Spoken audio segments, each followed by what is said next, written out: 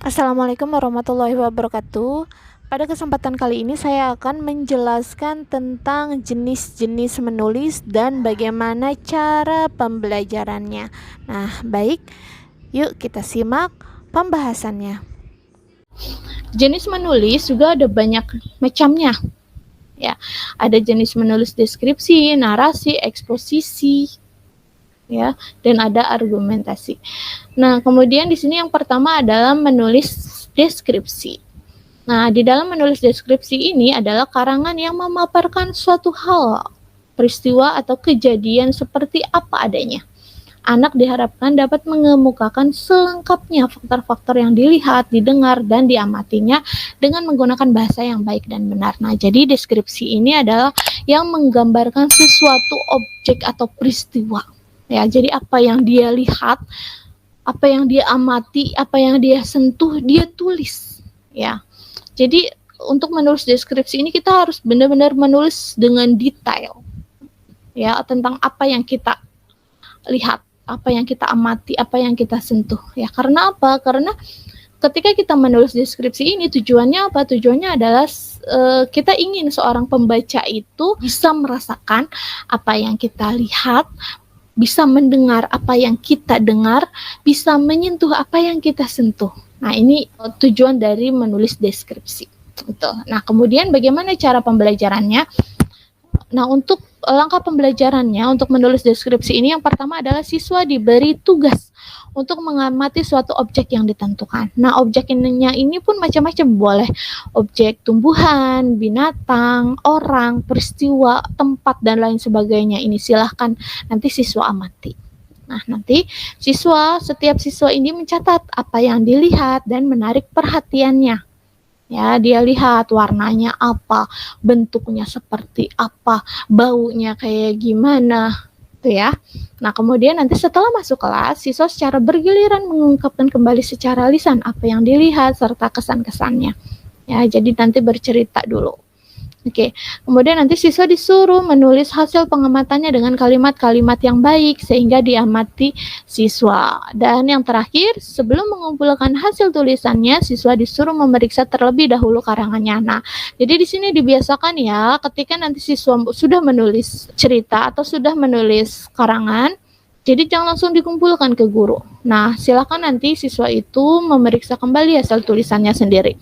Atau di kegiatan yang ini juga silakan nanti siswa secara barter memeriksa hasil tulisan temannya sendiri. Nah, tapi di sini dengan syarat untuk kegiatan yang terakhir ini, sebelumnya itu siswa itu sudah diberi pengetahuan tentang tanda baca. Nah, ini ada contoh karangan deskripsi. Oke, rumah kosong. Di samping rumahku ada sebuah rumah kosong yang sudah tak berpenghuni selama 13 tahun. Cat temboknya yang dulu berwarna putih kini telah berubah kehitaman. Pintu dan jendela sudah mulai rusak dan keropos. Seluruh halaman depan penuh dengan rumput liar. Rumput liar bahkan sudah tumbuh hampir setinggi rumah. Tak hanya di halaman, di atas genteng rumah pun ada tumbuhan liar yang tumbuh. Selain rumput liar, halaman depan dipenuhi dengan mangga busuk yang berjatuhan. Nah, di sini karangan deskripsinya ini menceritakan bagaimana kondisi rumah yang kosong, ya, yang ditinggal selama 13 tahun itu seperti apa. Ya, nah di sini si penulis ini menceritakan dimulai dari warna catnya. Ya, kemudian menceritakan bagaimana keadaan pintu dan jendelanya itu seperti apa dan bagaimana halamannya itu seperti apa, sampai dia menceritakan sampai ke atas rumah ya, di atas gentengnya itu seperti apa. Jadi di sini di karangan deskripsi ini dengan kita bisa memfungsikan alat indera kita ya, dan bisa menulis apa yang kita amati, apa yang kita dengar, apa yang kita lihat. Ya, kemudian kita tulis dengan secara rinci sehingga nanti si pembaca pun benar-benar ikut merasakan apa yang dirasakan si penulis.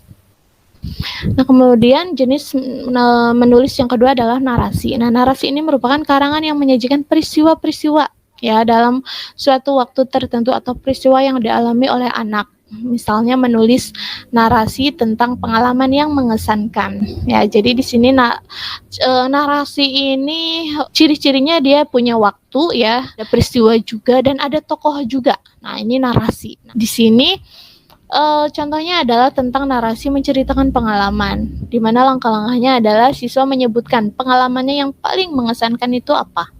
Ya, jadi di sini di kegiatan pertama, guru dengan siswa itu dapat melakukan tanya jawab. Ayo, hal yang mengesankan nih apa nih? Hari ini kalian sudah melakukan apa? Selama kegiatan seminggu ini, hal apa yang paling menarik bagi kalian? Nah, kemudian nanti mereka bisa menyebutkan hal apa aja. Ya, kemudian nanti di sini guru pun dapat menulis di papan tulis ya tentang ide-ide mereka. Terus berikutnya siswa menceritakan pengalamannya secara lisan kepada teman-temannya. Ya, nah di sini di kegiatan yang kedua ini boleh nanti perwakilan saja ya, karena nanti kalau siswa semuanya bercerita malah nanti kegiatan menulisnya habis dengan kegiatan bercerita itu ya. Kemudian nanti yang ketiga, siswa menulis secara tertulis pengalamannya yang paling mengesankan. Apa yang dialami harus ditulis secara berurutan sesuai dengan waktu dan tempat kejadian, sebab-sebab kejadian dan sebagaimana akhirnya. Ya, jadi di sini siswa itu harus bisa menulis cerita tersebut secara berurutan, harus punya alur ya cerita tersebut, entah itu nanti maju ataupun mundur. Dan dituliskan juga waktunya, tempatnya di mana itu, dan kejadiannya seperti apa. Itu. Dan kemudian yang keempat, sebelum menyerahkan karangannya pada guru agar siswa memeriksa tulisannya, terutama pada penulisan paragraf dan tanda baca, atau mungkin ada kejadian yang belum dituliskan. Nah, jadi di sini memang perlu dibiasakan ya, siswa itu perlu memeriksa kembali tulisannya. Nah, di sini contohnya adalah pada bulan Juni tanggal 4 di sekolahku akan memasuki masa liburan dan akan berakhir pada tanggal 18 Juni. Kami sekeluarga tidak ada menyiapkan rencana liburan. Saat itu aku memilih untuk berlibur ke pantai Parangtritis. Lalu esok harinya aku mempersiapkan semua perbekalan yang akan dibawa dan pastinya akan diperlukan di sana.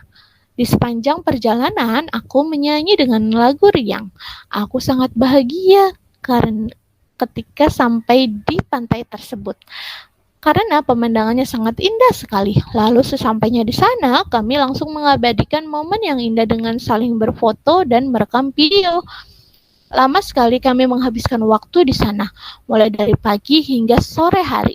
Rasanya tidak rela untuk mengakhiri kebahagiaan hari itu. Aku berjanji akan datang kembali suatu hari nanti. Nah, di sini mengisahkan tentang pengalaman liburan seorang anak itu seperti apa. Ya, di sini menceritakan tentang bagaimana siswa itu bercerita tentang liburan ke pantai Parangtritis itu seperti apa. Nah, dia menceritakan bagaimana asal mulanya seperti apa. Kemudian dia juga menyebutkan waktunya kapan ya. Di sini ada hari esok, ada tanggal-tanggalnya juga dia sebutkan, tempatnya juga dia sebutkan juga. Nah, peristiwanya pun di sini juga peristiwa tentang liburan ya. Nanti di sini ketika dia nyampe di pantai pun kegiatannya pun dia juga menceritakan ada kegiatan berfoto, merekam video ya. Nah, kemudian jenis menulis yang ketiga adalah argumentasi. Nah, argumentasi ini adalah karangan yang berisi tentang alasan-alasan yang meyakinkan akan pentingnya sesuatu bagi pembaca, sehingga akhirnya pembaca mengikuti kebenaran ide atau pesan yang ditulis. Nah, langkah-langkahnya itu adalah siswa disuruh menyebutkan cita-citanya. Nah, ini contohnya adalah topiknya tentang cita-cita ya. Jadi di sini nanti siswa itu bisa berargumentasi kenapa sih dia cita-cita itu gitu ya. Kemudian yang kedua, menuliskan cita-citanya di buku tulis. Kemudian guru menanyakan mengapa anak-anak bercita-cita seperti itu. Nah, ini pun termasuk ke dalam menanyakan argumen ya. Kemudian nanti siswa secara bergiliran membacakan tulisannya. Dan yang keempat, siswa diberi tugas menuliskan kembali cita-citanya beserta alasannya dengan kalimat yang sesuai dengan aturan menulis paragraf. Nah, ini salah satu contoh pembelajarannya. Ya, nah ini contoh dari karangan argumentasi. Oke, dokter adalah seseorang yang mempunyai jasa menyembuhkan pasien atau seseorang yang sedang sakit. dokter dapat menyembuhkan penyakit yang diderita pasien. Apabila aku besar nanti, aku akan menjadi dokter karena dokter adalah seseorang yang sangat berjasa. Aku ingin menjadi dokter karena dapat menyembuhkan pasien yang terkena penyakit. Dan di saat-saat ini aku akan belajar dengan sepandai-pandainya agar aku dapat meraih cita-citaku yang ingin menjadi dokter. Karena di saat kita kecil, kita selalu dibahagiakan orang tua. Tapi saat kita akan menjadi orang yang sukses, kita harus membahagiakan orang tua. Nah, jadi di sini ada beberapa kalimat argumen ya yang diutarakan oleh siswa. Di mana siswa itu cita-citanya adalah menjadi dokter dan di sini alasannya dia itu ingin menjadi dokter karena dokter itu adalah seseorang yang sangat berjasa. Nah, makanya dia ingin menjadi dokter ya karena di sini dokter juga dapat menyembuhkan pasien yang terkena penyakit. Nah, kemudian karangan yang keempat adalah eksposisi. Nah, yaitu karangan yang berbentuk paparan yang berusaha menjelaskan sesuatu. Nah, biasanya untuk karangan eksposisi untuk anak SD ini adalah karangan menulis laporan. Nah, di mana langkah-langkahnya adalah guru mengajak siswa mengamati suatu bermacam-macam kegiatan. Ya, contohnya kegiatan petani, kegiatan pedagang, kegiatan guru, dan lain sebagainya. Nah, siswa itu disuruh mengamati objek ataupun kegiatan seseorang. Ya, kemudian yang kedua, siswa disuruh memilih salah satu kegiatan. Entah itu nanti siswa mengamati petani, berarti dia harus mengamati bagaimana cara kerja petani. Dia harus ke sawah, ya. Nah, di kegiatan ini pun eksposisi siswa itu tidak hanya belajar di dalam kelas aja ya, tetapi boleh nanti siswa itu belajar di luar kelas. Boleh nanti siswa itu mengamati kegiatan-kegiatan di dalam pasar itu seperti apa, mencatat hal yang diamati itu apa. Ya, kemudian nanti dia bisa menjelaskan apa yang diamatinya, gitu ya.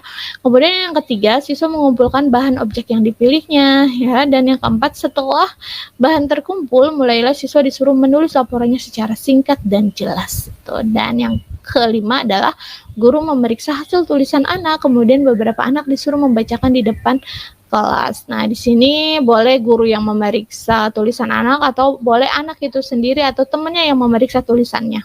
Dengan catatan kalau siswa atau teman siswa yang memeriksa hasil tulisan itu berarti siswa tersebut harus punya pengetahuan dasar tentang tanda baca, gitu ya.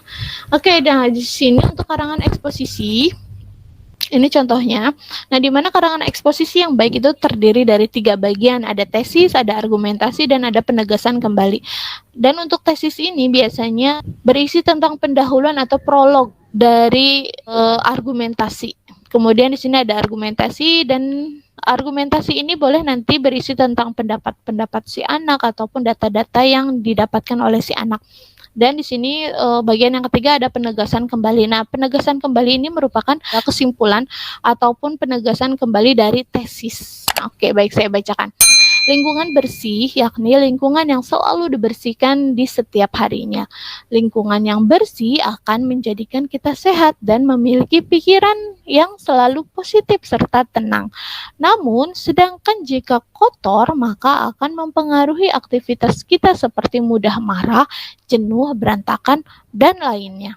Kemudian argumentasinya, pendapat orang lain mengenai ini setuju karena memang benar jika bersih akan menyalurkan aura positif, begitupun sebaliknya. Gitu.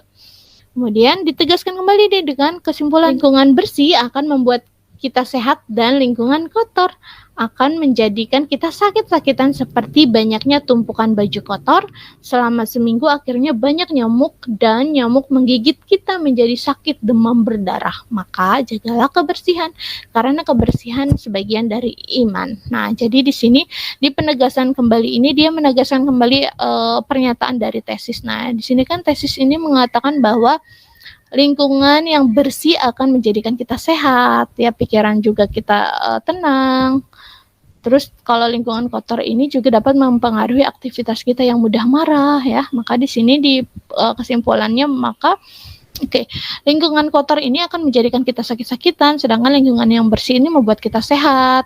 ya, sampai pada di kesimpulannya, maka jagalah kebersihan karena kebersihan sebagian dari iman. Itu adalah karangan eksposisi ya. Jadi kalau kita mengajarkan kalimat atau karangan eksposisi ini, kita harus bisa membagi 3 bagian, ada tesis, argumentasi, dan ada penegasan kembali. Di sini ada macam menulis karangan ya. Untuk anak SD ada menulis fiksi dan ada menulis non fiksi. Nah, untuk non fiksi ini contohnya seperti menulis surat, iklan, pengumuman, surat pembaca, permohonan, dan pidato. Terus untuk fiksi ya, ini bukan non fiksi. Nah, untuk menulis fiksi ini ada puisi, menulis cerpen, dan drama. Itu. Dan berikutnya di sini ada teknik pembelajaran menulis kelas tinggi, ini banyak sekali. Ada menulis karangan puisi, menulis bersama, menulis cita-cita, imajinasi, puisi namaku. Nah, puisi namaku ini atau kita sebut dengan akronim. Nah, biasanya dari nama kita ini bisa dibentuk menjadi puisi.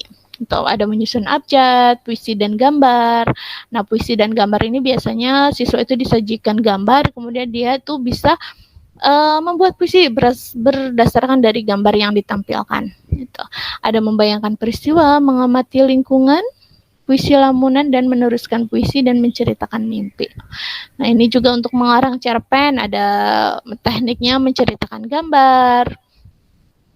Ya, ada melanjutkan cerita, ada awali cerita, ganti tokoh, mengurutkan plot, menceritakan mimpi, menceritakan pengalaman, dan menceritakan cita-cita.